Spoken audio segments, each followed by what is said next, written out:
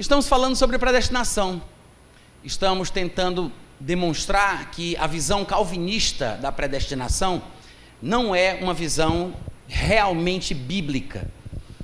Há muito bafafá hoje na internet sobre esse tema e cada vez mais o calvinismo tem se popularizado, principalmente entre os jovens curiosos que vão para a faculdade e que estão descobrindo o mundo, também acabam sendo contaminados pela influência de calvinistas que tentam mostrar que o verdadeiro evangelho é o que o calvinismo prega. Mas, no meu ponto de vista, o calvinismo é, na verdade, uma loucura, é uma masturbação intelectual, que só dá prazer àqueles que acreditam que foram escolhidos para serem salvos. É uma coisa que prejudica a vida cristã realmente como ela deveria ser. Se não prejudica para o mal, fazendo a pessoa ter insegurança sobre a sua salvação, fazendo-a duvidar de que ela foi eleita para ser salva, deixa a pessoa arrogante e soberba por ter certeza que é eleita para ser salva. Ou seja, gera vulnerabilidade em quem não tem certeza e gera arrogância em quem pensa que foi escolhido para estar nessa casta superior, mais nobre, os eleitos, os amados por Deus, por quem Jesus Cristo morreu. Como nós temos falado, o calvinismo prega que Jesus não morreu por todos, porque Deus não ama a todos. Essa é a visão do calvinismo, a visão oficial. Eles dizem: Jesus morreu apenas por quem Deus elegeu, apenas por quem Deus escolheu, porque Deus só ama os seus eleitos. Mas a Bíblia ensina sobre predestinação, não a predestinação calvinista. Quando eu estou ministrando sobre esse tema, eu tenho o costume de falar sobre a diabólica doutrina calvinista da predestinação para o inferno. E muitos não entendem isso, porque eles parecem não compreender que quando eu digo a diabólica doutrina calvinista da predestinação para o inferno, eu não estou dizendo que não existe predestinação. Eu não estou dizendo que a Bíblia não fale sobre predestinação. Eu estou adjetivando a doutrina calvinista da predestinação de diabólica.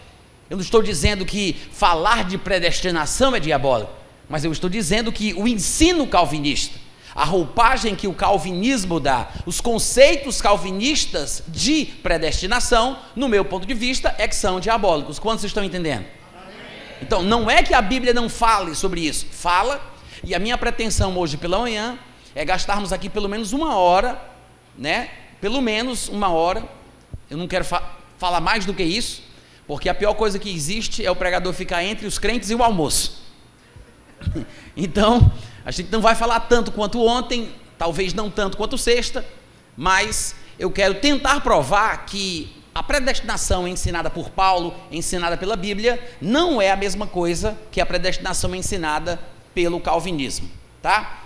Então é o seguinte, para que nós pudéssemos falar a grosso modo sobre o que significa a palavra predestinação em si, a despeito do conceito bíblico, sem a gente citar versículo nenhum por enquanto, mas se eu quisesse entender o que significa predestinar, significa estabelecer o fim antecipadamente, estabelecer o destino de forma prévia, predestinar. Exemplo natural que poderíamos dar de uma predestinação seria um elevador, uma escada rolante. O elevador, por exemplo, ou a escada rolante, são construídos para subir ou para descer. Você sobe na escada rolante, você desce na escada rolante. Então, ela tem um ponto de partida e tem um ponto de chegada. Ela tem um destino previamente estabelecido. Se você quer descer, você sobe na escada rolante que desce. Se você quer subir, você sobe na escada rolante que sobe. Você simplesmente dá um passo, você decide para qual escada rolante você vai. A escada rolante já tem o seu destino previamente estabelecido. É uma espécie de ilustração da predestinação. Naturalmente falando, a escada rolante é um exemplo de predestinação e o elevador também. Agora, existe a predestinação espiritual, porque Deus estabeleceu destinos de forma prévia. E só existem dois. Um é a eternidade da glória juntamente com Deus, e o outro é a destruição e a danação eterna. Vocês podem dizer amém, gente? Amém. Só existem dois destinos espirituais previamente estabelecidos: ou a eternidade de comunhão com Deus, ou a destruição eterna. Espiritualmente falando, são os dois destinos estabelecidos. Sim, a Bíblia fala sobre isso, mas para se estar em qualquer um destes destinos, você tem que tomar uma decisão sobre o caminho que você vai escolher. O problema é que no calvinismo, eles pensam que Deus, para ser soberano, precisa controlar cada minúcia da vida humana, cada sentimento, cada ação, cada escolha, cada vontade, o que implica dizer que, se a pessoa mata, estupra, esquarteja, o faz porque Deus quis. Porque não tem nada que um ser humano possa fazer, inclusive os ladrões e os assassinos, que não seja porque Deus determinou que fosse feito. Porque para eles, Deus só pode ser soberano se Ele tiver o controle de toda e qualquer coisa que aconteça, inclusive aquilo que não presta. Que é exatamente por isso que eles supõem que Judas traiu Jesus porque fazia parte de um plano secreto divino. Adão caiu porque Deus queria que assim o fosse. Satanás existe porque Deus tinha um plano superior para usar o diabo em nosso favor. Ou seja, o calvinismo poderia muito bem ser usado como desculpa para dizer que há males que vêm para bem. Mas eu quero lembrar que no cristianismo os males vêm para o mal mesmo. Esse negócio de males que vêm para bem não é o que o cristianismo ensina, porque a bênção do Senhor enriquece e não traz consigo dores ou desgosto. É o que está escrito lá em Provérbios capítulo 10, versículo 22. Além disso, no capítulo 19, versículo 3, Provérbios também diz que é a ignorância do homem que arruinará a sua vida, mas o coração dele fica com raiva de Deus. Em Eclesiastes está escrito: eis o que achei, Deus fez o homem perfeito, mas ele se meteu em muitas astúcias. Há muitos textos que mostram a responsabilidade que Deus colocou na mão do homem, e o interesse de Deus é abençoar o homem, e em muitas situações Deus simplesmente não pode, não porque Deus não quer, mas porque o homem impede que Deus assim o faça. Irmãos, não é porque Deus é bom e me ama que Ele vai me abençoar por cima de pau e pedra. Ele não vai enfiar suas bênçãos pela minha goela abaixo. Ele não vai me salvar na marra, independente de eu crer ou não, independente de eu rejeitá-lo ou não. A Bíblia diz que aquele que crê em Jesus Cristo tem a vida eterna. Quem se mantém rebelde contra o Filho não verá a vida, mas a ira de Deus sobre ele permanece. É facultativo, é opcional. No último livro da Bíblia está escrito: o Espírito e a noiva dizem vem. Aquele que ouve diga vem, e quem quiser venha e receba de graça da água da vida. No último livro da Bíblia, no último capítulo, lá pertinho do fim, está escrito isso: quem quiser venha e receba de graça da água da vida.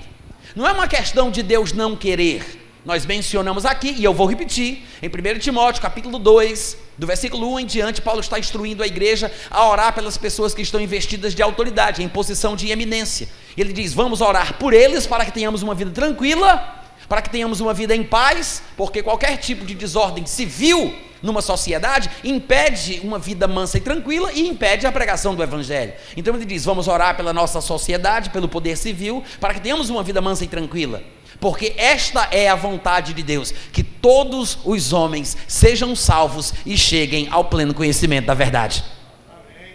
1 Timóteo 2,4. Deus deseja que todos os homens cheguem ao pleno conhecimento da verdade. Então, não tem como dizer que Deus não quer. Ele quer, mas não é porque Deus está querendo que a coisa vai acontecer, só porque quem está querendo é Deus. Muita gente não compreende isso. O fato de Deus ter vontades, o fato de Deus gostar de certas coisas e de sentir desprazer em outras, em se irar, em exercer juízo, o fato de Deus sentir prazer ou sentir desgosto, se irar ou querer abençoar, não significa necessariamente que tudo aquilo que Ele quer vai ser feito. Deus tem vontades, mas nem sempre a vontade de Deus é cumprida. Por quê? Exatamente porque Deus nos ama. Infelizmente as pessoas pensam de forma inversa. As pessoas pensam assim: não, se Deus me ama de verdade, Ele vai impedir que eu faça uma besteira. Se Deus me ama de verdade, Ele não vai deixar isso acontecer. Se Deus me ama mesmo, Ele vai invalidar o meu livre-arbítrio, a minha capacidade de escolha, a decisão que eu possa tomar, e Ele vai se meter na minha vida e vai impedir a desgraça que eu quero causar contra mim mesmo. É assim que as pessoas pensam. Se Deus ama, Ele vai se meter na minha vida e vai tirar o livre-arbítrio que Ele me deu para impedir que eu me prejudique mais na frente. Mas, irmãos, isso não é amor. O amor é aquele que não se conduz inconvenientemente. Ele não busca os seus próprios interesses. Se a Bíblia diz que esta é a natureza do amor, como é que Deus, que é amor, vai agir de forma inconveniente só porque Ele tem interesse de nos abençoar, desrespeitando a nossa escolha, a nossa decisão? Afinal de contas, como é que Ele vai poder me julgar se eu não posso fazer o que eu quero? Ele vai me julgar pelo quê? Vocês estão entendendo o que eu estou falando? O fato de Deus querer que todos os homens sejam salvos, não significa que todos os homens serão salvos. Porque Deus quer, mas a pergunta é, e os homens querem? Porque o clamor de Apocalipse é, quem quiser, venha e receba de graça da água da vida. Deus quer, mas será que os homens querem? Porque o simples fato de Deus querer não vai fazer com que a bênção se manifeste, porque não andarão dois juntos se não estiverem de acordo.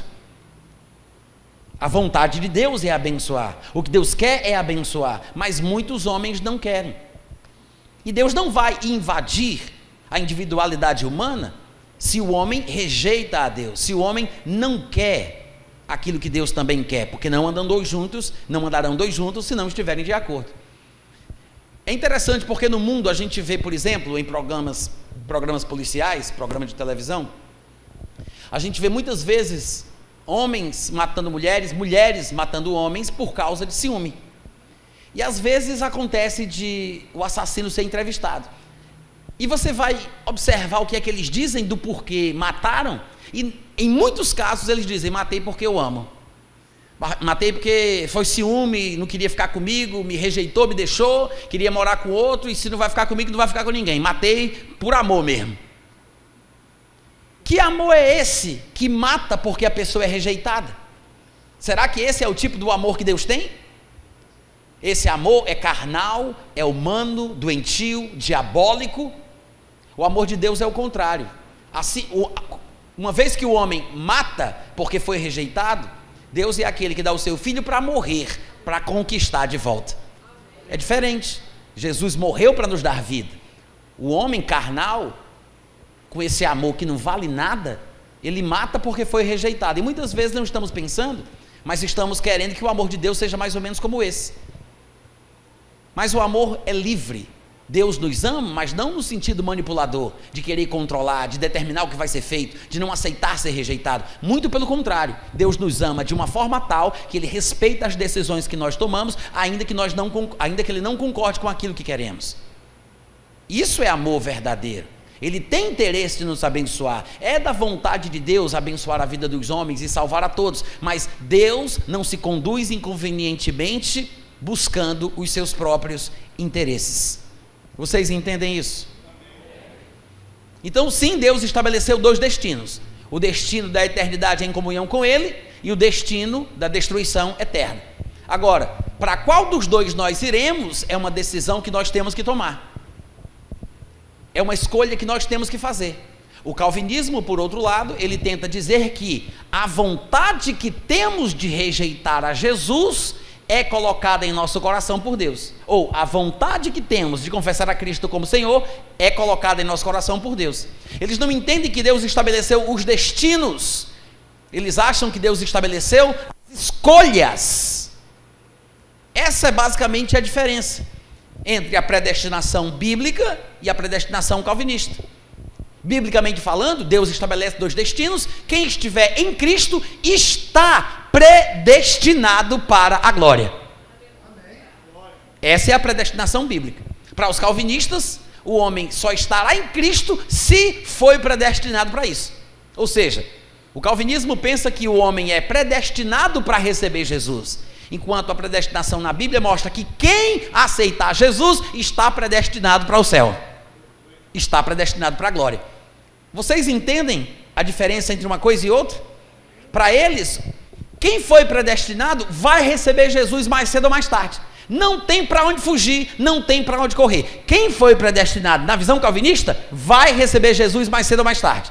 Porque para eles a predestinação é predestinação para receber Jesus, predestinação para ser salvo. E isso é uma má interpretação de Efésios capítulo 1, do versículo 3 em diante. É uma má interpretação, porque não é isso que Paulo diz ali, mas eles interpretam essa passagem de forma equivocada e por isso dão essa versão do que significa predestinação no calvinismo.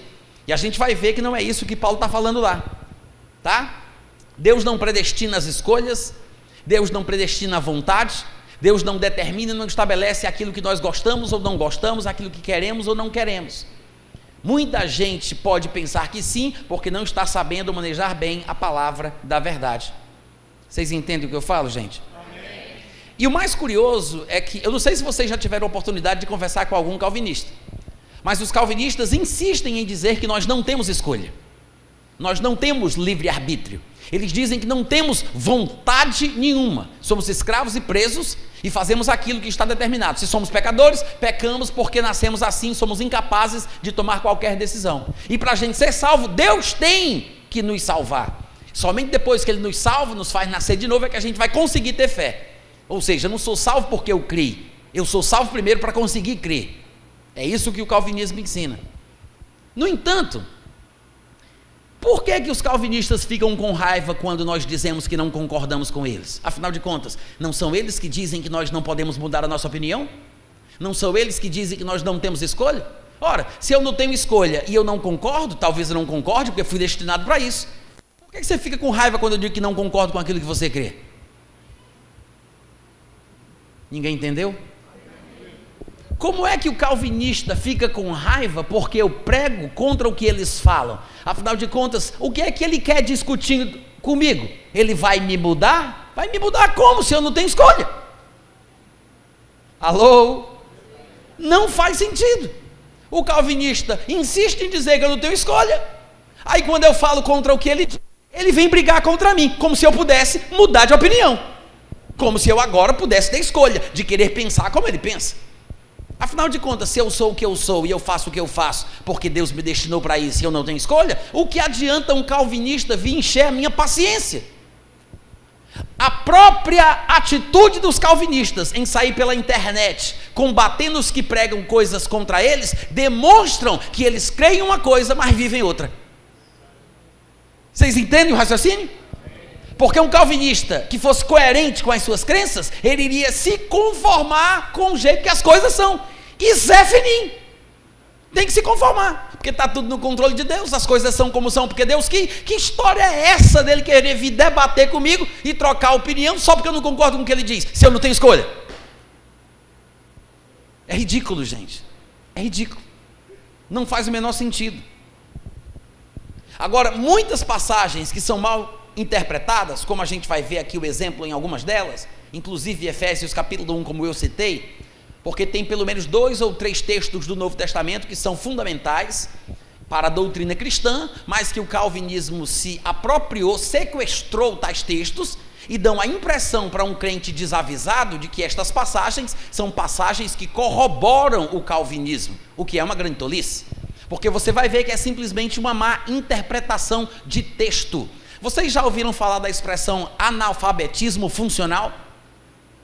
Uma pessoa que sabe ler, sabe escrever, ela é alfabetizada, mas ela não consegue interpretar um texto, ela não consegue distinguir o desenvolvimento de uma ideia dentro de um bloco semântico. É mais ou menos isso.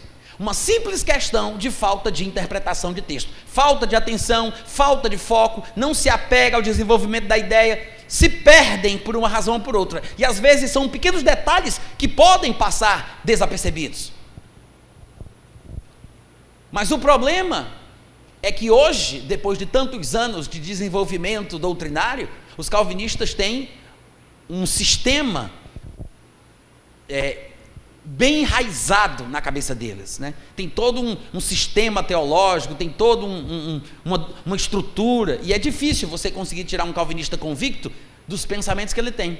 É difícil, principalmente se você quiser tratar com ele através da filosofia do politicamente correto, porque você não vai conseguir. Se você não conseguir causar um choque, um abalo emocional na vida dele, falando de forma dura, né, para que ele possa acordar para a vida, ele nunca vai perceber que ele está ensinando besteira, ele nunca vai perceber que está apresentando ao povo um caráter que Deus não tem, falando de Deus como se ele fosse uma coisa que ele não é.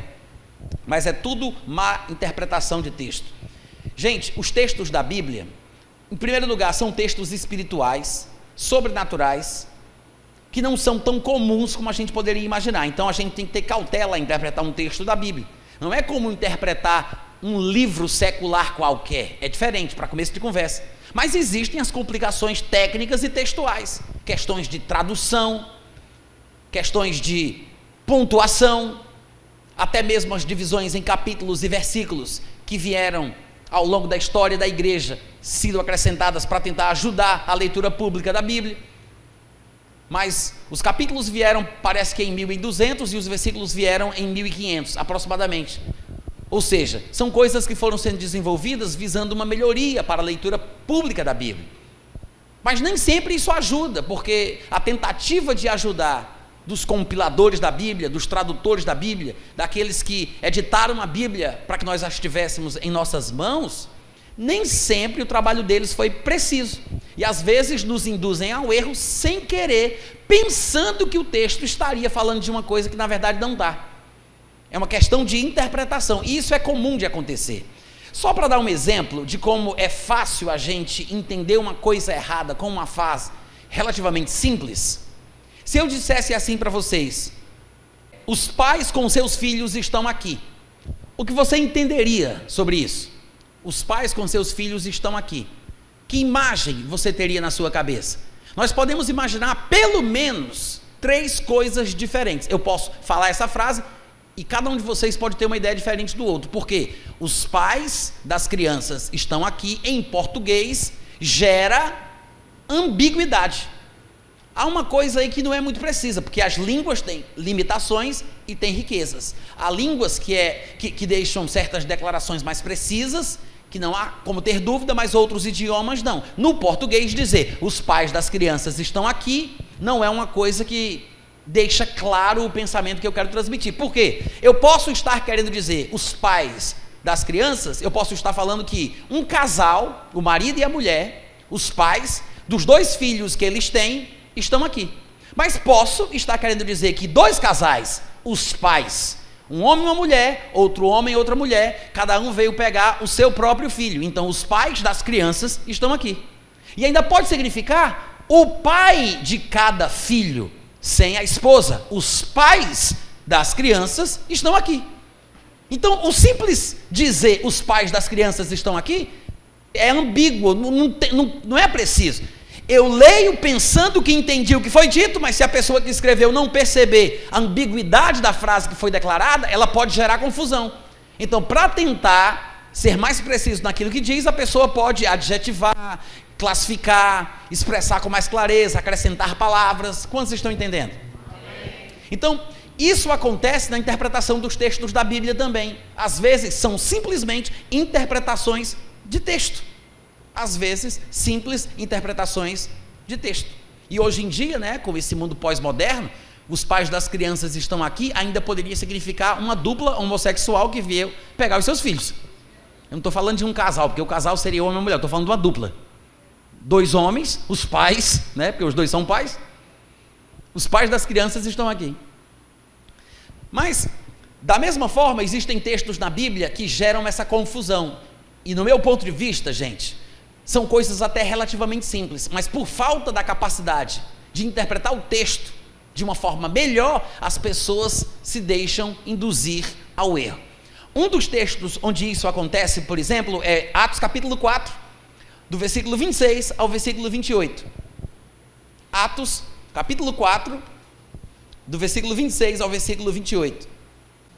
Diz assim: levantaram-se, isso é a oração da igreja lá em Jerusalém, a respeito da perseguição que as autoridades de Israel estavam imprimindo contra os cristãos.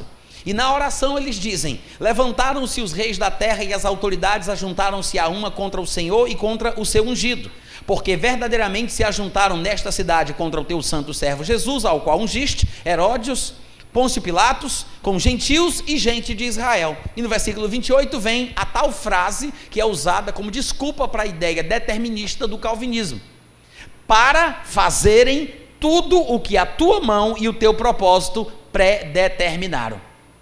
Por causa de textos como este, que no meu ponto de vista são apenas mal interpretados, as pessoas pensam que a palavra está dizendo que o que Herodes, Pôncio Pilatos, os gentios e o povo de Israel fez porque Deus predeterminou. Só que se você for olhar o contexto, a passagem não está dizendo que Deus predeterminou que eles fizessem o que fizeram com Jesus. O que Deus predeterminou foi o resultado que Deus esperava alcançar. E o fato de Deus conhecer o coração e a atitude dos homens da cidade de Jerusalém e se aproveitar disso para alcançar o fim desejado, não faz de Deus responsável pelo que ele soube do coração desses homens. Quantos estão entendendo o que eu estou falando? Deixa eu dar um exemplo. Imagina aí um jogador de xadrez. Quem sabe jogar xadrez aqui? Levanta a mão. Quem sabe? Tá, poucas pessoas. Eu não estou perguntando se você é um grande enxadrista, não. Eu estou perguntando se você sabe mexer as peças, tá? O jogo de xadrez é um jogo interessantíssimo, porque muito rico de estratégia, ele exercita a nossa capacidade de pensamento. Ele nos faz ter um raciocínio lógico e nos capacita de prever acontecimentos. Porque o xadrez se baseia basicamente naquilo que eu consigo ver que vai acontecer dependendo das minhas ações. O jogo de xadrez é isso. Eu penso em qual jogada vou fazer e calculo quais possibilidades de reação do meu oponente. Então, quem é que vence um jogo de xadrez? Aquele que tem mais visão de jogo, que não é outra coisa senão aquele que é capaz de prever mais jogadas de forma antecipada.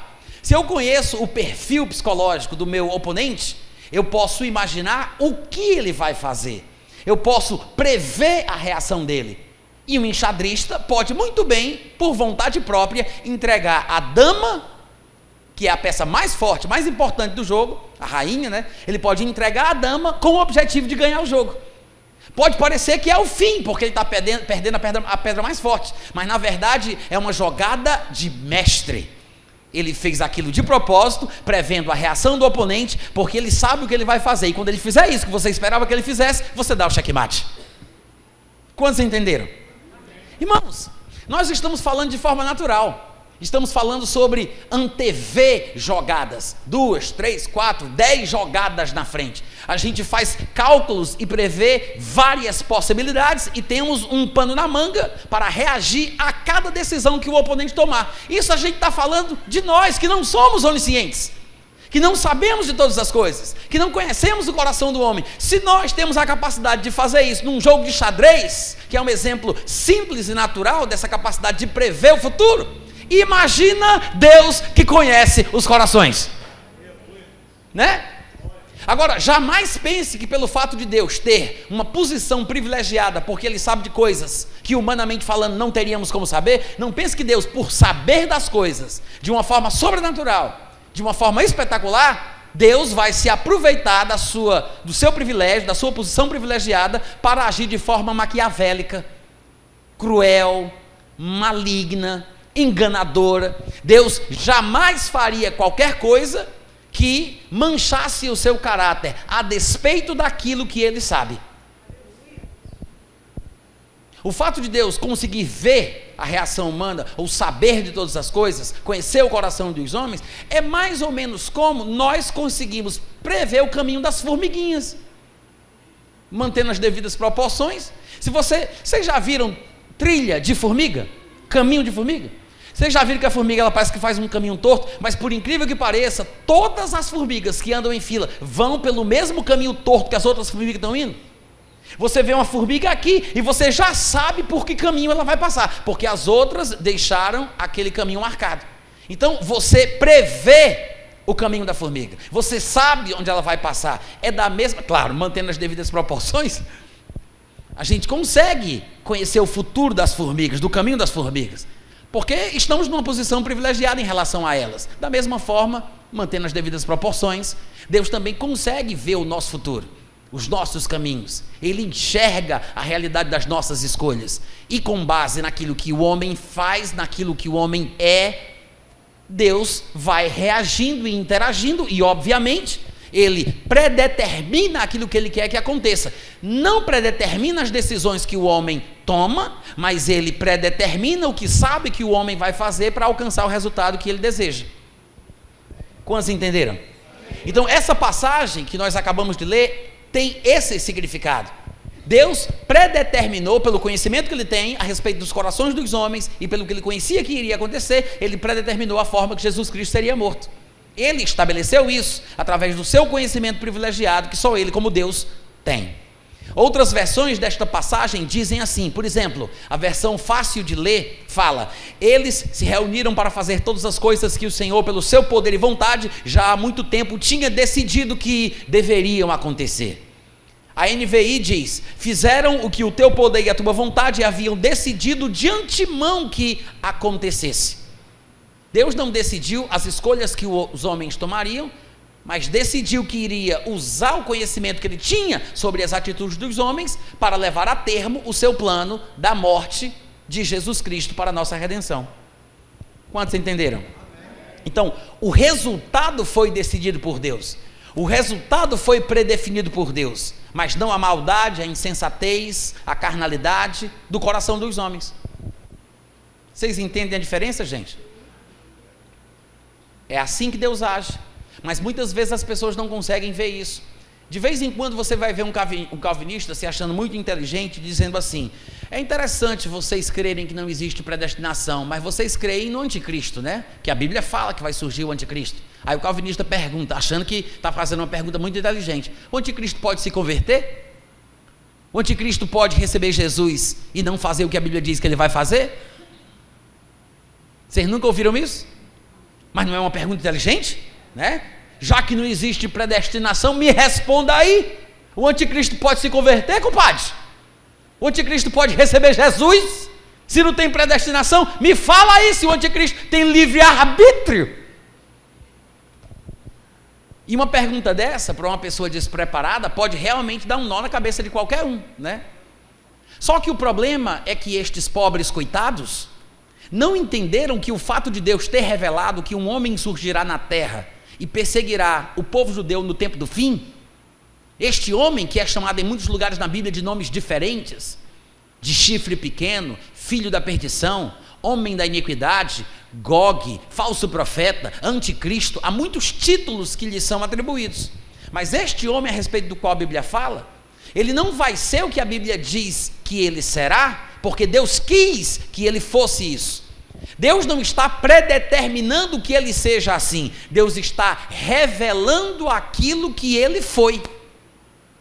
Porque para a gente é difícil raciocinar como é que Deus viu o que parece que não aconteceu, porque para a gente está no futuro, mas para Deus não existe a diferença do que a gente chama de passado, presente e futuro. Para Deus não existe sucessão de momentos, Deus vive numa realidade atemporal. Para Deus o que a gente diz que vai acontecer, já passou. Por isso a Bíblia diz: Deus é aquele que conhece o fim desde o começo. Para Deus não é surpresa o que o anticristo fez, nós diríamos o que ele fará, mas Deus já viu o que ele fez. E é essa limitação humana que nos faz ter que conjugar o verbo de uma forma que confunde. Por exemplo, nós dizemos: Deus sabia que Adão iria pecar. Se Deus já sabia, porque Deus sabe de tudo, por que mesmo assim ele colocou Adão no jardim do Éden? Por que ele sabia que o homem iria pecar e mesmo assim ele não impediu? Se ele sabia. Só que a conjugação verbal humana é limitada como o ser humano é. Veja, no caso do português nós temos basicamente o passado, o presente e o futuro, mas cada um dos três grupos tem as suas subdivisões. Nós temos o passado perfeito, nós temos o passado imperfeito e nós temos um passado que é mais do que perfeito. Tu sabe o que é isso? O passado perfeito, ou o pretérito perfeito, é aquele que eu fiz, foi concluído. O imperfeito é aquele que eu fazia quando alguma coisa interrompeu o processo ou aconteceu durante a realização daquela obra. Eu fazia, eu fiz, é perfeito. Fazia é imperfeito porque pode ter sido interrompido. Alguma coisa aconteceu. O mais que perfeito é aquele que eu fiz e já faz tempo. Fizera. Já faz tempo. O futuro, tem o futuro do presente, eu farei, mas tem o futuro do passado, seria se fosse. Ou seja, seria se alguma coisa acontecesse, né? Faria, estudaria, ou seja, seria se fosse. O futuro do passado, já pensou? Essa é a complicação para a gente se expressar a respeito da realidade da passagem do tempo que a gente experimenta e não entende. A gente vive o passado, o presente e o futuro de uma vez só e não consegue perceber. Eu vou dar um exemplo para vocês. Que momento é esse aqui em relação a esses três? É passado, presente ou futuro? Vamos lá, gente, eu fiz uma pergunta, eu espero uma resposta. Que momento é esse aqui? Presente. Que momento é? Presente. Que momento era? Não, vocês não entendem mesmo as coisas não. Vamos de novo. Que momento é esse aqui? Presente. Que momento é? Vamos lá, fala com confiança. Que momento é? Presente. Que momento era? Hã? Oi, vocês estão pegando. Vamos de novo. Que momento é esse aqui? Presente. É que momento? Presente. Era que momento? Presente. Era presente. Era presente. Não é presente. Ele era presente.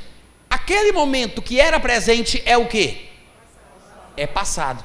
E esse presente não é o futuro do que passou?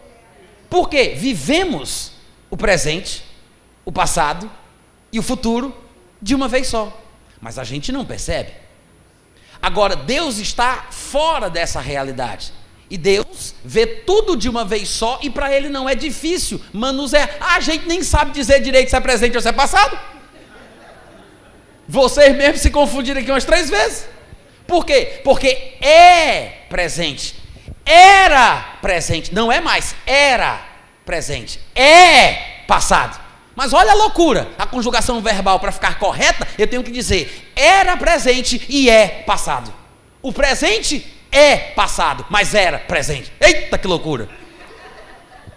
Então é por isso que a gente se confunde quando vai dizer, Deus sabia, porque a nossa conjugação verbal nos induz a pensar que Deus sabia que o homem iria pecar e mesmo assim ele fez, como se Deus fosse o responsável pelo que ele sabia que iria acontecer. Mas já que para Deus não tem diferença de passado, presente e futuro, então por que a gente não conjuga a frase de uma forma verbal diferente? Por exemplo, já que para Deus não há diferença, afinal de contas estamos tentando abordar o assunto de uma perspectiva humana. Mas se eu disser, Deus soube que o homem pecou, porque quando o homem pecou, ele viu o homem pecando, no tempo que para a gente seria chamado de futuro, mas para Deus já passou. Então, em vez de dizer Deus sabia, Deus soube. Qual a diferença? Nenhuma. É uma questão de abordagem, é uma questão de didática, para tentar mostrar que às vezes a nossa forma de interpretar, conceituar, estudar as coisas de Deus, a nossa forma é que nos atrapalha, porque nós estamos querendo colocar Deus dentro da nossa limitação humana. Quantos estão entendendo? Amém. Então dizer Deus sabia que o homem iria pecar é a mesma coisa de dizer sim, Deus soube que o homem pecou, porque ele viu o homem pecando no futuro. Amém, gente? Então, eu falei disso para poder tocar no assunto do anticristo. Presta atenção, vocês vão entender agora. Então, eles dizem, o anticristo tem livre-arbítrio? O anticristo poderia se converter? Poderia receber Jesus? É simples de responder isso. Basta um pouquinho de boa vontade. Deixa eu perguntar uma coisa para você. Você consegue mudar as coisas que você fez no ano passado? É uma pergunta simples, né, gente? Pelo amor de Deus, responde aí. Você consegue mudar as coisas que você fez no ano passado? Jamais, porque já passou. Não tem como mudar aquilo que passou. Não é verdade? Se o anticristo já viveu e já morreu, como é que ele vai mudar o que ele fez?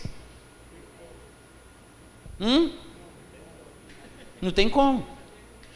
O fato de Deus revelar o que aconteceu não é uma determinação, é uma revelação. Esse é o problema. Muita gente não entende que muitos textos proféticos na Bíblia não são decretos divinos, são revelações divinas. Deus está revelando. Revelar é tirar das sombras, é trazer para a luz, é retirar o véu. Então Deus está fazendo público, tornando público, dando a conhecer. Ele não está decretando para que aconteça, mas ele está revelando o que aconteceu, ou o que vai acontecer, no nosso ponto de vista limitado e humano. mas Deus está revelando o que ele viu acontecendo no futuro. Então, na verdade, muitas profecias não são predeterminações, como pensam alguns, mas são furos de reportagem proféticos. Entenderam o trocadilho? É um furo de reportagem divino, né? Deus, ele revela aquilo que ele sabe pela sua perspectiva divina, atemporal. Deus conhece o fim desde o começo. Então, o que Deus disse sobre o anticristo, ele o disse porque ele sabe da história do começo ao fim. E muitas coisas que Deus fala, assim como também Jesus falou, eles o falaram para que quando as coisas acontecessem, nós pudéssemos dar crédito à palavra deles. Jesus disse isso pelo menos 2 vezes, não 3 vezes. Ele disse: e eu vos digo estas coisas para que quando acontecer, creais que eu sou. Ou seja, ele avisava antes para que quando acontecesse, nós acreditássemos na palavra dele. Da mesma forma, quando Deus revela certas coisas, é para que nós possamos confirmar que a palavra dele merece confiança, porque ele já sabia que iria acontecer. Ele já tinha dito que aquilo se sucederia.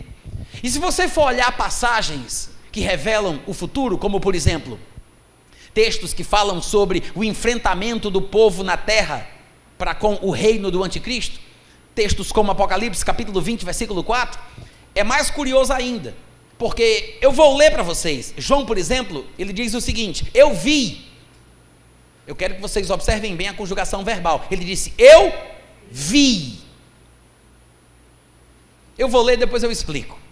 Ele diz: eu vi também tronos, e nestes sentaram-se aqueles aos quais foi dada a autoridade de julgar. Vi ainda as almas dos decapitados por causa do testemunho de Jesus, bem como por causa da palavra de Deus, tantos quantos não adoraram, não é não adorarão, tá? É não adoraram a besta, nem tampouco a sua imagem, e não receberam, não é não receberão, não receberam a marca na fronte e na mão. Viveram e reinaram, não é viverão e reinarão, é viveram e reinaram por 1000 anos. Ué, isso vai acontecer ou já aconteceu? Porque se eu não estiver ficando doido, João escreveu isso aqui entre o ano 90 e o ano 96 depois de Cristo. Nós estamos no ano 2020. E em 96 João disse: eu vi, sentaram, reinaram, já passou 1000 anos. O que é isso? João viu algo de acordo com a perspectiva divina. O que é a profecia? É uma revelação que vem de Deus para o profeta. O profeta, ele tem comunhão com o ponto de vista de Deus de forma momentânea e temporal. Naquela revelação, João viu o que Deus viu. Deus viu o que aconteceu. E quando João viu o que Deus viu, ele disse: eu vi, sentaram-se, reinaram por 1000 anos. Ele está falando do que ele viu acontecer no futuro. Então, é exatamente isso aqui, gente. Não é uma predeterminação. Deus não está dizendo isso para que aconteça. Deus está revelando o que já aconteceu. Então, o anticristo, a partir dessa perspectiva e desta interpretação, podemos dizer: ele já veio à terra, ele já fez o que fez, ele já perseguiu os judeus, ele já matou muita gente, mas ele já foi morto pela palavra que sai da boca de Jesus Cristo quando ele voltou para a terra para estabelecer o seu reino por 1000 anos neste mundo. Isso tudo já aconteceu, é certo, é consumado. Aos olhos de Deus, na perspectiva divina, não tem como isso não acontecer, porque Deus já viu acontecendo, ele apenas revelou o futuro. Vocês entendem a diferença? E o fato de Deus saber as coisas que estão no futuro não faz de Deus o responsável pelas coisas que ele soube. Eu dei esse exemplo aqui ontem à noite, mas eu vou repetir. Se você pretende assistir um determinado jogo que vai passar na televisão, mas você tem um compromisso, você vai para a igreja, aí você deixa gravando em casa. Quando você chega, você quer assistir aquele jogo do Brasil com outra seleção. Você está chegando em casa, aí o vizinho diz: e aí, rapaz, gostou do Brasil aí 5-2? Aí você diz: rapaz, eu não assisti ainda não. Aí você: não vai assistir mais não? Eu disse: eu vou, mas eu queria ver o jogo. Mas você ainda vai ver o jogo, independente de você saber o resultado. O fato da pessoa saber o resultado antecipadamente não tira o mérito dos jogadores que conquistaram a vitória. Está tudo lá registrado. O fato dele saber antecipadamente o resultado não tira o mérito dos jogadores. não faz com que aqueles que ganharam não tenham feito por onde alcançarem a vitória. Quantos vocês estão entendendo? E a responsabilidade da pessoa que sabe antecipadamente não tem nada a ver com o resultado. Ou seja, ele vai assistir uma coisa que ele já sabe o que vai acontecer, mas o fato dele saber antecipadamente não faz dele o responsável por aquilo que ele sabe. Vocês entendem isso, gente? Então, o problema é esse: as pessoas não entendem que não tem como o anticristo modificar as coisas que ele já fez, assim como nós não temos condição de modificar o nosso passado, porque quando nós pensamos no nosso passado, a gente entende que o que passou, passou e não tem como voltar atrás. Mas se nós entendermos que nós vivemos o passado, o presente e o futuro de uma vez só, e nós não percebemos isso, mas Deus, que está numa realidade diferente, ele enxerga tudo de uma vez só, ele pode saber o que eu chamo de futuro, mas vai ser o meu presente quando eu estiver vivendo ele, e vai se transformar no meu passado depois que eu tiver feito as escolhas que eu fiz. Deus vê tudo isso. Eu não consigo, não sei nem falar sobre isso direito, até o meu português me atrapalha, até as minhas limitações da conjugação verbal me dão um nó na cabeça, mas Deus está numa realidade diferente. Talvez seja por isso que quando a gente vai ler passagens como estas, a nossa cabeça dá um nó, porque a gente tenta interpretar as coisas de uma forma humana e natural, sem perceber que não tem como o anticristo mudar o seu passado, assim como nós não temos condição de mudar o nosso. Não importa se o passado do anticristo está mais para frente e se o nosso passado está mais para trás. Tudo que é passado já passou e não tem como mudar. Quantos entenderam? Amém, gente? Amém.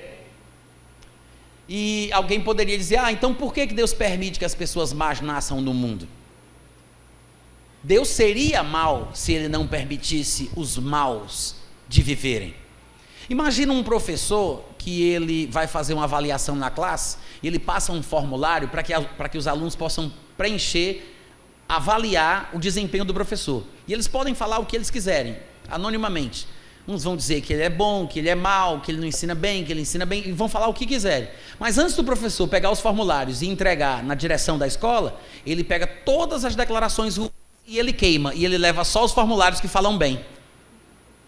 O fato dos relatórios positivos do professor serem levados à diretoria faz com que o professor seja bom? Não. Pelo contrário, mostra que ele tem mau caráter, porque ele eliminou a possibilidade de quem não gosta dele provar que não gosta dele.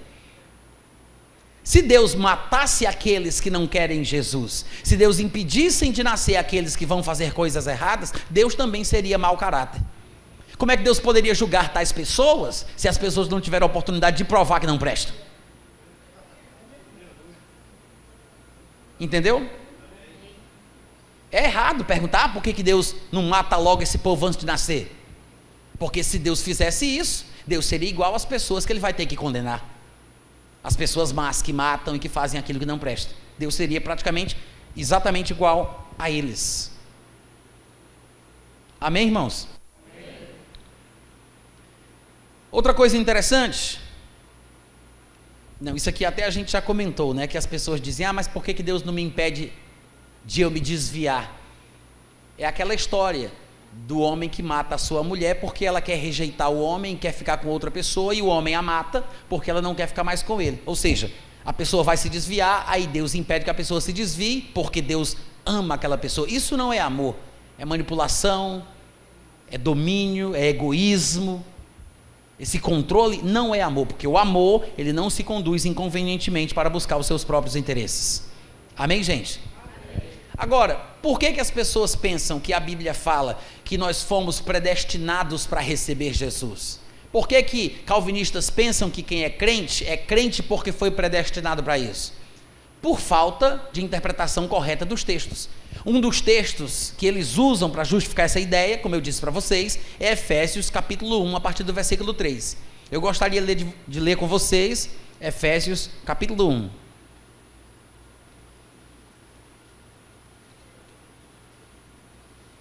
Efésios capítulo 1. Bom, antes de fazer a leitura, deixa eu fazer aqui um pequeno comentário, tá, gente? A palavra que é traduzida por predestinou em nossa Bíblia, no Novo Testamento, ela aparece unicamente em 5 passagens. Unicamente em 5 passagens. Olha para cá, antes da gente ler Efésios, deixa eu falar isso aqui para vocês. Uma delas é Atos capítulo 4, 26 e 28, quando nós lemos que as autoridades de Israel fizeram coisas para estabelecer o que Deus havia predeterminado, quando eu dei para vocês o exemplo do enxadrista, que consegue prever as jogadas e ele entrega a dama para poder dar um checkmate. Então Deus, ele predestinou o resultado, não a ação das pessoas, porque Deus conseguiu ver o coração dos homens e ele consegue saber o que cada um vai fazer. Deus, ele não predeterminou a maldade, mas ele predeterminou o resultado final através da maldade que ele previu. Uma das passagens onde a palavra aparece, a palavra que é traduzida por predestinação, é essa, é Atos 4, do 26 ao 28, mas também aparece em 1 Coríntios 2, 7, aparece em Romanos 8, 29 e 30, aparece em Efésios 1, 5 e Efésios 1, 11. Em 1 Coríntios 2, 7 está escrito assim: falamos da sabedoria de Deus em mistério que outrora estava oculta, a qual Deus pré-ordenou. É a palavra que em todos os lugares é traduzida por predestinou. A palavra é mais ou menos assim: pró-rizo, uma coisa desse tipo. Então aqui foi traduzida por pré-ordenou, mas poderia ser traduzida por predestinou, porque é essa palavra que é traduzida por predestinação. Então, falamos da sabedoria de Deus em mistério, outrora oculta, a qual Deus pré-ordenou ou predestinou desde a eternidade para a nossa glória. A outra passagem é Romanos 8, 29 e 30, que diz: porquanto aos que de antemão conheceu, também os predestinou para serem conformes à imagem de seu filho, a fim de que ele seja o primogênito entre muitos irmãos. E aos que predestinou, a estes também chamou, aos que chamou, a estes justificou, e aos que justificou, a estes também glorificou.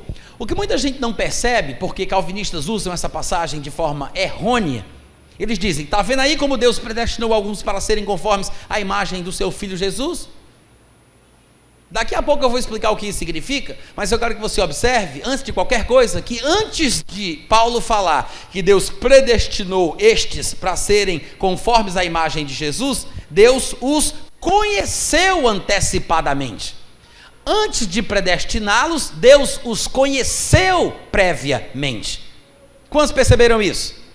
Aos que de antemão conheceu, a estes predestinou. Então veja que Deus não predestinou os que ele quis de forma arbitrária. Primeiro Deus conheceu os corações, conheceu as pessoas. A presciência de Deus estabeleceu a predeterminação. Ou seja, pelo fato de Deus saber de certas coisas de forma antecipada, porque só ele como Deus pode saber dessa forma, o conhecimento prévio de Deus, a presciência de Deus, lhe levou a fazer a predestinação. Então não é uma predestinação arbitrária, é com base no conhecimento que Deus tem dos corações dos homens.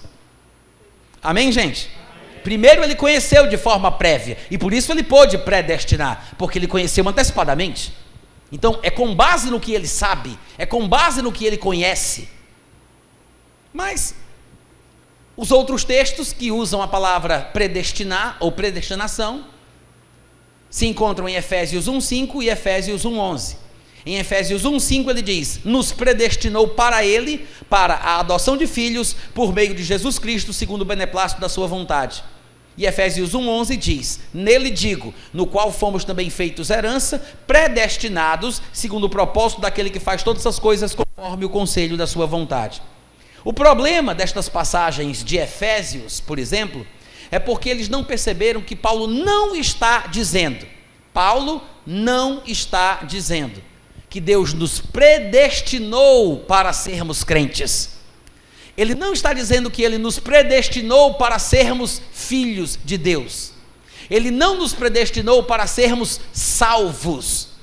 As pessoas estão interpretando o texto errado, porque pegam expressões usadas unicamente por Paulo e dão a essas expressões a interpretação que eles querem, e não permitem que o próprio Paulo diga o que cada expressão que ele usa significa. Por exemplo, Efésios capítulo 1, a partir do versículo 3, Paulo diz assim: Bendito o Deus e Pai de nosso Senhor Jesus Cristo, que nos tem abençoado com toda sorte de bênção espiritual nas regiões celestiais em Cristo. Observe sempre que ele vai dizer em Cristo. Somos abençoados em Cristo. Por quê? Porque Cristo é abençoado. Se eu estiver com Cristo, a bênção de Cristo é minha também. É por isso que Deus disse a Abraão: em ti serão abençoadas todas as nações da terra. Quem estiver em Cristo está na bênção. Essa é a grande questão. Então ele fala, nos abençoou em Cristo. Não é uma predestinação individual, é uma predestinação corporativa. É a predestinação da igreja, é a predestinação do corpo. Porque se a cabeça do corpo vai para o céu, o corpo vai também. A cabeça não pode ter o nome de Jesus e o corpo ser chamado de Vasconcelos. Se a cabeça tem autoridade, o corpo também tem. Se o corpo está à direita de Deus, se a cabeça está à direita de Deus, o corpo também está. Então, quem está em Cristo está na bênção. A predestinação à glória é a predestinação de Cristo. Quem está em Cristo também está destinado à mesma glória que Cristo está, ou que Cristo esteve. Quantos entendem? Aí ele fala, assim como, veja, nos abençoou com toda a bênção espiritual nas regiões celestiais em Cristo, assim como nos elegeu nele, nos escolheu nele. Essa é a palavra-chave do texto de Efésios. Nele, em quem, no qual, por meio de quem. Isso vai se repetir várias e várias vezes. No versículo 3 ele diz, fomos abençoados em Cristo, assim como fomos eleitos ou escolhidos nele, antes da fundação do mundo, para sermos santos e irrepreensíveis perante ele, e em amor nos predestinou para ele, para a adoção de filhos. Qual é o problema? É porque as pessoas não entendem o que Paulo quer dizer quando ele usa a expressão adoção de filhos. Muita gente pensa, e provavelmente alguns de vocês também, que a adoção de filhos que aparece aqui em Efésios significa se tornar filho de Deus, porque o único filho de Deus verdadeiro era Jesus e nós fomos adotados. Essa tradução, adoção de filhos, ela nos induz ao erro, porque não é este o significado que Paulo tem em mente. É uma expressão idiomática da cabeça hebraica de Paulo, que foi passada para o grego e mal traduzida para o português. Nós temos algumas ferramentas acadêmicas que podem nos ajudar na leitura e na interpretação de passagens semelhantes. Por exemplo, nós temos um dicionário que pode ser encontrado em qualquer livraria evangélica, que é chamado de Vine ou Vine. É o dicionário etimológico das palavras do Novo e do Antigo Testamento. O dicionário etimológico é aquele dicionário que fala das origens das palavras, da etimologia da palavra. E se você pegar esse dicionário e você for para a parte do Novo Testamento e procurar a palavra adoção, você vai ver o que esse erudito diz a respeito do assunto. Ele fala que essa palavra adoção, que aparece no Novo Testamento, só é usada por Paulo. Pedro não usa, Lucas não usa, Mateus não usa, ninguém usa a expressão adoção de filhos. Paulo é o único que fala isso, e ele fala mais de uma vez. Ele fala em Efésios capítulo 1, versículo 5, fala em Efésios 1:11, ele fala em Romanos 8:23, e ele fala em Gálatas capítulo 4, a partir do versículo 1. Quando nós olhamos os contextos onde Paulo usa essas expressões, fica mais fácil da gente entender o que é que Paulo quer dizer com isso. Então, o que é adoção de filhos? O autor desse dicionário diz que adoção de filhos, na cabeça de Paulo, não é a mesma coisa de adotar alguém como filho, como a nossa sociedade moderna interpreta. Não era esse o significado na cabeça hebraica de Paulo. Na verdade, era uma expressão que dava a ideia de conquistar os direitos plenos. Por exemplo, se nós formos ler Gálatas capítulo 4, que é onde Paulo também usa essa expressão, ele diz assim, Gálatas 4, versículo 1, ele diz, digo, pois, que durante o tempo em que o herdeiro é menor, em nada difere de escravo, posto, ou mesmo que ele seja senhor de tudo. Mas, na idade, antes da maioridade, ele está sob tutores e curadores. Veja, não é sobre, é sob. Ele está debaixo da autoridade dos empregados do pai dele. Ele é o herdeiro, mas ele está debaixo da autoridade dos empregados do pai. Então ele está sob tutores e curadores até ao tempo pré-determinado pelo pai. Em outras palavras, é herdeiro de tudo, é filho do seu pai, mas ele está debaixo de tutores e curadores que são empregados, que o seu pai contratou para cuidar dele, até que ele alcance a maturidade, o tempo previamente determinado pelo seu pai. Paulo diz isso para usar como ilustração, e aí ele explica, a partir do versículo 3, ele diz: assim também nós, quando éramos menores, estávamos servilmente sujeitos aos rudimentos do mundo. Vindo, porém, à plenitude do tempo, Deus enviou seu Filho, nascido de mulher, nascido sob a lei, para resgatar os que estavam sob a lei, a fim de que recebêssemos os direitos plenos de filhos. Ou seja, a fim de que recebêssemos o quê? A adoção de filhos. Ele não está querendo dizer para que nós fôssemos adotados como filhos. Porque cada um de nós que somos crentes em Cristo Jesus, nós não fomos simplesmente adotados, nós fomos regenerados. Você não é simplesmente considerado filho, tratado como filho, você é filho de fato e de verdade. Porque você nasceu de novo. Você não foi recalchutado, você foi recriado. Quantos entendem que há uma enorme diferença? Irmãos, a Bíblia diz que Deus nos gerou, Ele não nos adotou, Ele não nos considerou, não nos trata como se fôssemos filhos, Ele nos gerou pela sua semente. Assim como um pai gera o seu filho pela sua semente, Deus nos gerou pela sua semente, que é a sua palavra. Então eu sou gerado pela semente divina, eu nasci de Deus, eu não sou adotado. A expressão adoção de filhos significa alcançar o direito pleno que eu tenho como filho original, de nascença. Porque ainda que seja filho e seja herdeiro de tudo, em nada difere de escravos enquanto ele não alcançar a maturidade, que é o tempo pré-determinado pelo pai. Assim também nós, no sentido espiritual. Ou seja, aquele menino que é herdeiro, mas é menor, não recebeu a adoção de filhos, não recebeu a plenitude dos seus direitos, não tomou posse da sua herança, porque não está pronto, não é o tempo. A adoção de filhos tem mais essa ideia do que qualquer outra coisa. Se nós quiséssemos ter uma declaração mais vívida do que Paulo quer dizer quando ele usa a expressão adoção de filhos, porque ele é o único que usa isso no Novo Testamento, claro, levando em consideração aquilo que o dicionário etimológico fala sobre a palavra, se nós quisermos ter uma visão mais vívida, mais clara, basta a gente ler Romanos capítulo 8, versículo 23, porque lá Paulo ele vai usar essa expressão, e dessa vez ele não vai fazer ilustrações, ele não vai falar de forma figurativa, como ele fez aqui em Gálatas capítulo 4, que às vezes pode ser uma confusão para alguns, mas lá em Romanos, no capítulo 8, ele vai falar claramente o que é a adoção de filhos. Ele vem falando sobre a dualidade da existência, aqui no capítulo 8, dizendo que nós temos um tesouro em vaso de barro, que por dentro nós almejamos estar com Cristo, que é incomparavelmente melhor, mas enquanto estivermos neste corpo, estamos sofrendo as tentações e as dificuldades que a vida oferece. Aí ele diz que o Espírito Santo, que é o nosso ajudador, intercede por nós com gemidos inexprimíveis, porque ele intercede por nós segundo a vontade de Deus. Mas ele diz que os sofrimentos do tempo presente não podem ser comparados com a glória que há de vir, porque se nós sofrermos com Cristo, também com Cristo seremos glorificados. E em meio a esse contexto, quando chega no versículo 23, ele diz: não somente a criação geme e suporta angústias até agora, não somente ela, mas nós também, que temos os primeiros frutos do que o Espírito há de fazer com a vida humana, os primeiros resultados, as primícias, os primeiros frutos, porque nós hoje em dia pelo Espírito Santo experimentamos os poderes do mundo vindouro, né?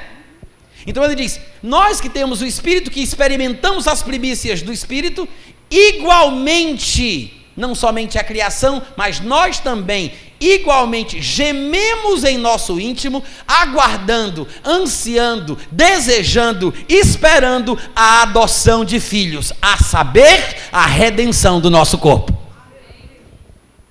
Quem tem aí uma versão que diga a saber? Quem tem? A sua tem? A do Glaucio tem? Alguém mais? Tem uma versão que diga a saber? Ali, aqui, ali. A minha não diz, mas eu sei que existem versões que, para esclarecer melhor o que significa, acrescentam a saber. Ou seja, ele explica o que ele acabou de falar. Nós aguardamos a adoção de filhos, que é o quê? A saber, a redenção do nosso corpo. Para Paulo, a expressão que só ele usa significa ter o corpo redimido. Então não adianta a gente tentar inventar significado para aquilo que Paulo criou. O homem cria a coisa e a gente quer dizer o que significa. Quantos estão me ouvindo? Se eu colocar na prova, o que é adoção de filhos? O que é que você vai me dizer? É ser adotado por Deus? Para ser parte da família divina? É se tornar irmão de Jesus por consideração? O que é adoção de filhos, gente? Só os vivos. A adoção de filhos é a redenção do nosso corpo. Leia aí Romanos 8, 23, pelo amor de Deus, criatura. Leia aí. Romanos 8, 23. E não somente ela, mas também nós que temos as primícias do Espírito, igualmente gememos em nosso íntimo, aguardando a adoção de filhos, a saber, a redenção do nosso corpo. O que é adoção de filhos? O que é adoção de filhos? Como é que Paulo chama a redenção do nosso corpo? O que é adoção de filhos? Como é que Paulo chama a redenção do nosso corpo? Isso! Aí Paulo usa uma expressão como essa, ele cria essa expressão e a gente quer dar significado para a expressão que Paulo criou. É por isso que lá em Gálatas 4, no texto que nós lemos, ele usa isso de forma figurativa, dizendo que os direitos plenos, a nossa herança verdadeira, a gente só vai tomar posse quando chegar o tempo predeterminado pelo Pai. Somos filhos, nós não somos adotados, não somos considerados como... Nós somos filhos, mas ainda que eu seja filho, quando não chegar o tempo predeterminado pelo Pai, eu ainda vou ser inferior ao direito, à situação que eu vou ter depois que eu tomar posse daquilo que é meu. Tomar os direitos plenos como filho de Deus. Então a realidade que nós temos hoje é inferior à realidade que vai se manifestar. Muita gente não percebe isso, mas para Paulo, ser filho de Deus é mais do que confessar Jesus como Senhor. Ser filho de Deus só se consuma de forma plena e completa quando o nosso corpo for finalmente transformado. A redenção do nosso corpo é outra expressão para ressurreição dos mortos. O que é que faz o corpo ser redimido? É ter o corpo ressuscitado. Quando o mortal for absorvido pela imortalidade, quando o corruptível for absorvido pela incorruptibilidade, porque a carne e o sangue não podem herdar o reino de Deus, mas quando o nosso corpo for transformado, então se cumprirá a palavra que diz: tragada foi a morte pela vitória. Ou seja, aguardamos do céu Jesus voltar, o qual transformará o nosso corpo de humilhação para ser semelhante ao corpo da sua glória. Essa redenção do nosso corpo, que é a ressurreição ou a transformação que acontece no arrebatamento, é a adoção de filhos. É quando a gente se torna filho de Deus com poder. Hoje nós somos filhos de Deus, mas de forma limitada, fraca, aquém do que Deus tem para nós. Que é por isso que Paulo diz que estamos num corpo de humilhação. É humilhante você ter um tesouro tão glorioso, tão maravilhoso, dentro de um tesouro de barro, dentro de um vaso de barro, um corpo como esse. É humilhante, é um corpo de humilhação. Porque esse corpo, hoje, que nós temos, não é compatível com a glória que está destinada a nós.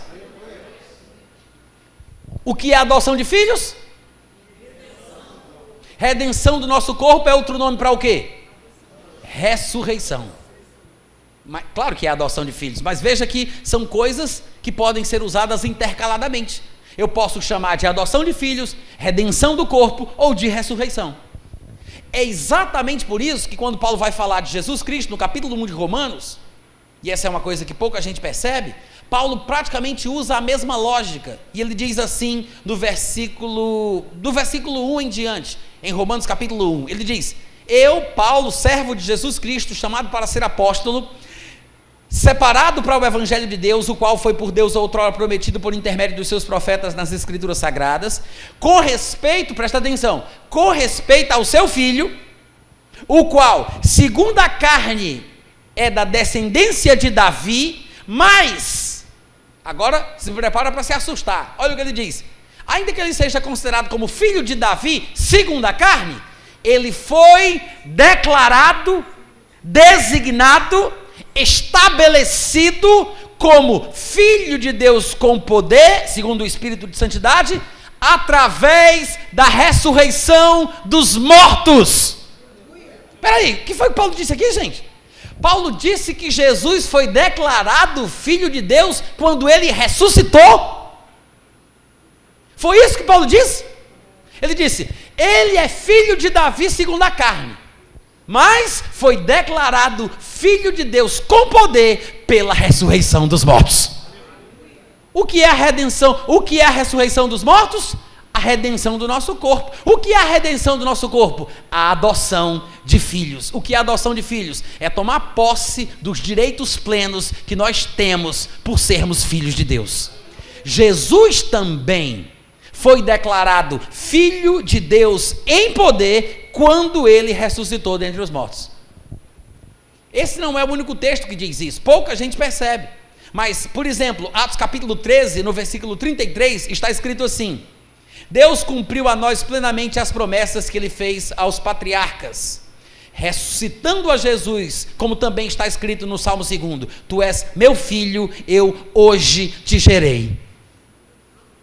Olha o que ele diz: Deus cumpriu as promessas que fez aos nossos ancestrais, Deus cumpriu estas promessas plenamente a nós, os seus filhos, ressuscitando a Jesus, como também está escrito no Salmo 2. O que é que está escrito no Salmo 2? Ele acabou de dizer, também está escrito sobre a ressurreição de Jesus, só que são usadas outras palavras, mas para Paulo estas palavras estão falando da ressurreição de Jesus.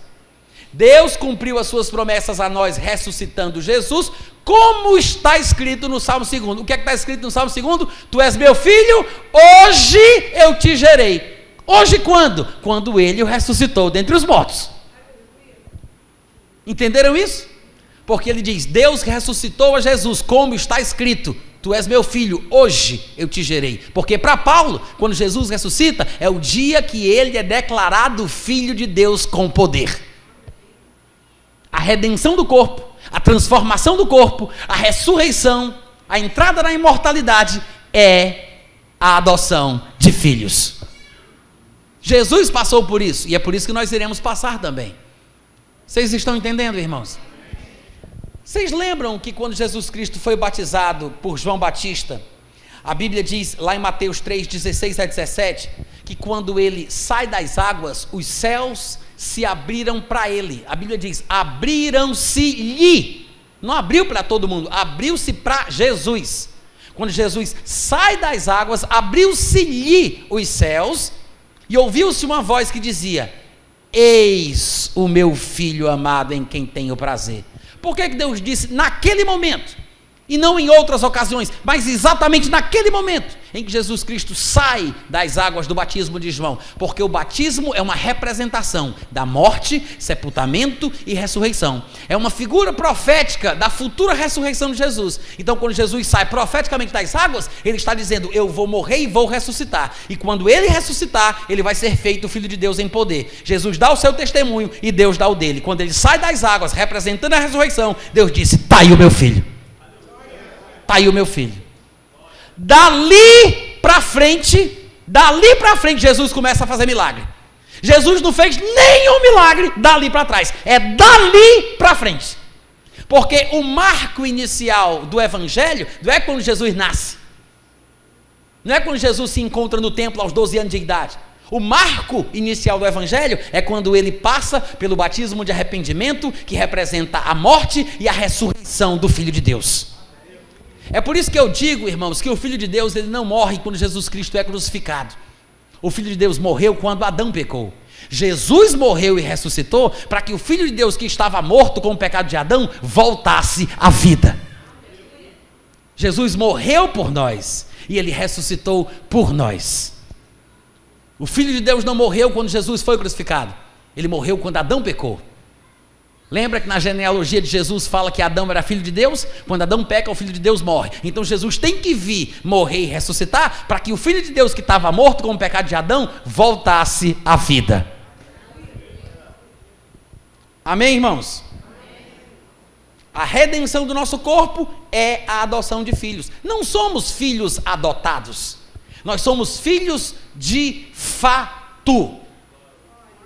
De fato. Aí você diz: Natan, rapaz, não faça uma declaração ousada como essa. Quem disse isso foi João, infelizmente ele falou antes de mim. Em 1 João, no capítulo 3, versículo 1, ele diz: vede que grande amor nos tem concedido o Pai, a ponto de sermos chamados filhos de Deus. E de fato somos filhos. 1 João 3,1, ele diz: vede quão grande amor nos tem concedido o Pai, a ponto de sermos chamados de filhos. Mas ele não somente nos chama de filhos, ele não somente nos considera como filhos, ele continua e diz: e de fato a gente é filho. Quem é filho de Deus de fato aqui? De fato. Você não é só chamado, você não é só considerado, você é filho de fato. De fato. De fato nós somos filhos de Deus. E é por essa razão que o mundo não nos conhece, porque também não conheceu a Ele mesmo. Não conheceram a Jesus, não entenderam a Jesus, e é por isso que não nos conhecem e não nos entendem. Porque nós somos iguais a Jesus. Aí ele fala: amados, agora, por enquanto, nessa vida, somos filhos de Deus, mas ainda não se manifestou o que a gente vai ser. Nós sabemos que quando Ele se manifestar, nós seremos semelhantes a Ele, porque haveremos de vê-lo como Ele é. Eu não sei se vocês observaram, mas João está dizendo o seguinte: o mundo não nos conhece no presente, porque não conheceu Jesus no passado.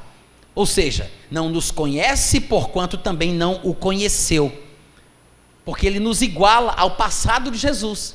Ele está dizendo que nós somos o que Jesus Cristo foi, mas nós seremos no futuro aquilo que Jesus já é. E seremos semelhantes a Ele, porque haveremos de vê-lo como Ele é, não como Ele será, porque Ele já é, a gente só não o vê. Cristo não está revelado, Ele está oculto em Deus. Agora, quando Cristo, que é a nossa vida, se manifestar, então nós também seremos manifestados com Ele em glória. Então nós somos o que Jesus Cristo foi, mas nós seremos o que Jesus Cristo é. O nosso destino é sermos iguais a Jesus Cristo. Então, quando a gente vai ler Efésios capítulo 1, tendo em mente este ponto de vista, entendendo que a expressão adoção de filhos não é outra coisa senão a redenção do nosso corpo, porque Paulo diz isso com todas as letras. Ele diz: nós aguardamos a adoção de filhos, a saber, isto é, a redenção do nosso corpo. Ou seja, o objetivo maior, o alvo maior, a esperança cristã é ter o corpo transformado, passar pela ressurreição, se tornar igual a Jesus, porque Jesus já é assim, a gente ainda não. Nós somos o que Ele foi, mas nós seremos o que Ele é. Então a nossa expectativa é ter um corpo transformado igual ao do Senhor Jesus Cristo. Vamos ler Efésios capítulo 1 mais uma vez e tentar entender o que Paulo diz aqui.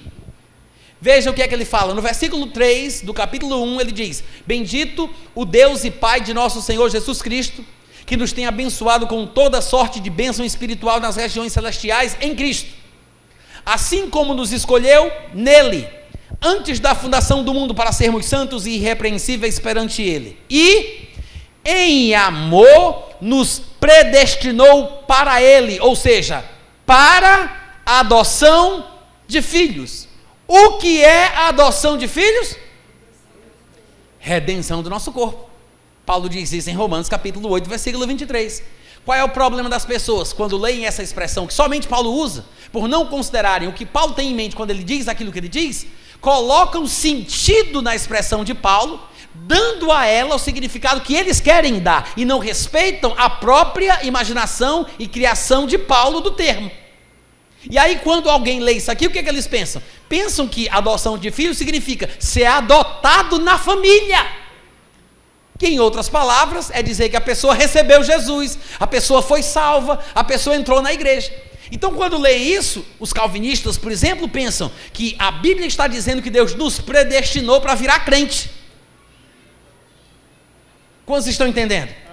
Eles pensam que Paulo está dizendo que Deus nos predestinou para virarmos crentes, nos predestinou para sermos filhos de Deus, porque eles acham que é isso que Paulo está dizendo.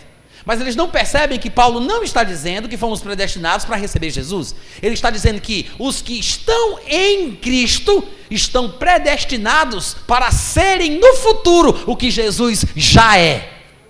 Ou seja, para terem o seu corpo transformado como Jesus teve o dele. Porque Jesus também foi declarado Filho de Deus em poder através da ressurreição dos mortos. E nós, que temos as primícias do Espírito, aguardamos a adoção de filhos, que é a redenção do nosso corpo. Então, nós somos predestinados para isso. Se você está em Cristo, você está predestinado para a adoção de filhos. Para a ressurreição, para a redenção, para a transformação final que Deus preparou para cada um de nós. Não é ser predestinado para virar crente, não é ser predestinado para confessar Jesus, não é ser predestinado para ser considerado como filho, para ser adotado como filho, não é isso. Ele está falando ser predestinado para ter o corpo redimido, para ser igual àquilo que Jesus é, que é exatamente a mesma coisa que Paulo vai falar lá em Romanos capítulo 8, versículo 29 e 30. Se você olhar o texto de Romanos 8, sabendo o que significa adoção de filhos, porque é aqui mesmo no capítulo 8 que Paulo explica o seu significado, do versículo 23, como a gente já viu. Quando chega no versículo 29, ele diz assim: sabemos que todas as coisas cooperam para o bem daqueles que amam a Deus, que são chamados segundo o seu propósito. Porquanto aos que de antemão conheceu, ou seja, Deus pela sua presciência, pelo seu conhecimento antecipado, conheceu tais pessoas, viu e conheceu os seus corações, a estes que ele conheceu antecipadamente, também os predestinou para serem conformes à imagem do seu Filho. Agora, ele não está falando que Deus nos predestinou para sermos na terra o que Jesus foi. Ele nos predestinou para sermos aquilo que Jesus já é no céu. Esse é o nosso destino, sermos o que Jesus é. Somos o que ele foi, mas seremos o que ele é. A imagem do Filho para a qual nós estamos predestinados é a imagem final, é o estado final de Jesus Cristo, que é o que ele tem hoje. Muita gente não percebe isso, mas Jesus ele passou ao longo da sua eternidade por 3 estados distintos. Nós sabemos que Jesus estava com Deus e ele era Deus, e Deus é espírito, e não tem carne e ossos como vedes que eu tenho. Então, ele estava com Deus, ele era Deus, mas ele não tinha um corpo humano. Ele sabia o que era o ser humano, mas ele não sabia o que era ser humano. Ele nunca tinha tido dedo, unha, sistema nervoso, globo ocular, nunca tinha sentido sono, nunca tinha sido tentado, até morrer ele morreu. E a Bíblia diz que aos homens está ordenado morrer, vindo depois disto o juízo. Então, ele estava com Deus, ele era Deus, mas ele desceu do céu, ele saiu do céu, ele se tornou um homem como nós. Então, só aí nessa passagem de lá para cá, a gente já vê 2 estados distintos ao longo da eternidade de Jesus Cristo. Então, ele não esteve ao longo da sua eternidade da mesma forma, do mesmo jeito. Ele estava no céu, ele estava com Deus, ele era Deus, estava em espírito, não tinha corpo, mas ele desceu do céu, nasceu como homem. De fato, a Bíblia diz que nos dias da sua carne,